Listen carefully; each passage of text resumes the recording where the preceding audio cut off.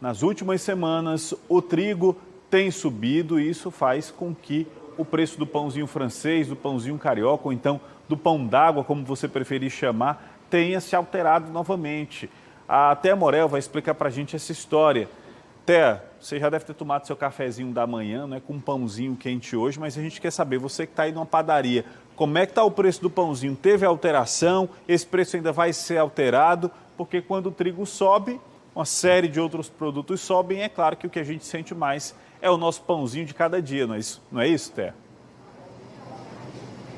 É isso sim, viu, Alexandre? Teve alteração, sim, no preço do pão. Já que você me perguntou se eu tomei café, eu vou te falar. Eu consegui tomar café hoje de manhã, não deu tempo de tomar o pão, mas daqui a pouco, olha só. Porque pão realmente é uma coisa que enche os olhos da gente, enche a boca, mas infelizmente também sofre aí com o problema da economia e com as variações ao qual todos os produtos estão sujeitos. Para você entender um pouquinho sobre essa variação, né, eu vou te explicar aqui. Teve aumento de acordo com o que foi estabelecido em relação aos últimos 12 meses. Esse aumento estimado foi de 84,61%.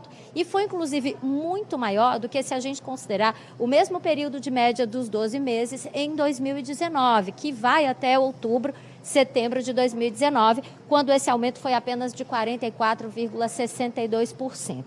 Aqui eu estou falando para você do aumento mais expressivo que foi observado e esse é o aumento do trigo doméstico. Tem também o aumento que foi considerado do trigo pão, que passou de 34,56% nos 12 meses avaliados em 2019 e até agora foi 45,56% nos últimos 12 meses, né?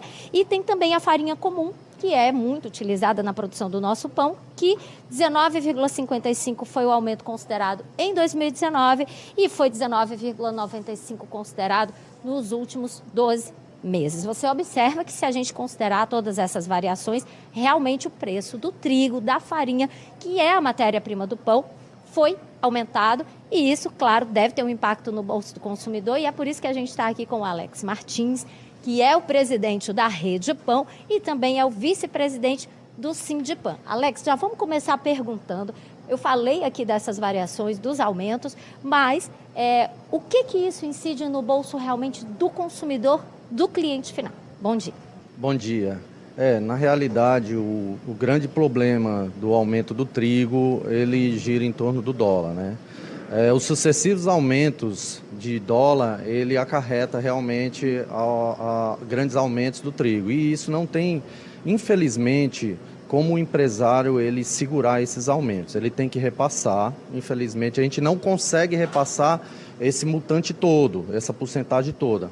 Mas a gente tem que começar a repassar esses aumentos, porque senão fica difícil para o empresário cumprir com os seus compromissos. A gente observa que teve essa variação aí, o aumento foi 40% maior do que no mesmo período avaliado de 2019. O pãozinho está mais caro, vai ficar mais caro para o consumidor final. Como é que está essa relação?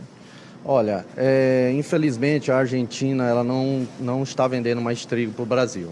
Os moinhos aí estão buscando trigo nos Estados Unidos, Rússia, na Europa. Isso torna mais caro todo esse trajeto, né, toda essa parte de transporte e isso acarreta nesses aumentos. Mas é bom salientar que o trigo ele está chegando com a maior qualidade, né?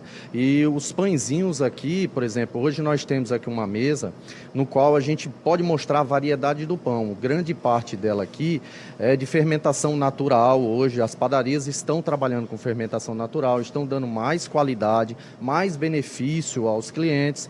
É importante a gente sempre estar salientando os benefícios do pão também, né? Porque o pãozinho ele realmente ele foi atacado durante um período, né?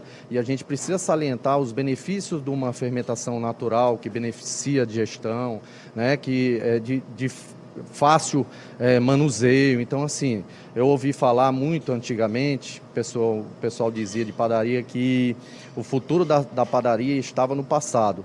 E nós chegamos aqui no futuro junto com o passado, com a fermentação natural, dando qualidade aos pães de padaria. Levando em consideração esse cenário econômico em relação ao trigo, a farinha, que são as matérias-primas do pão, pelo menos desabastecimento a gente não tem perigo, né? Não tem perigo de faltar o produto no mercado porque ele está ficando mais caro. Não existe, não vamos correr esse risco de desabastecimento, né? A farinha de trigo aí nós temos muito. Aqui no Ceará mesmo nós temos 3 moinhos, né? Fabricando trigo. Então esse risco a gente não corre. Né?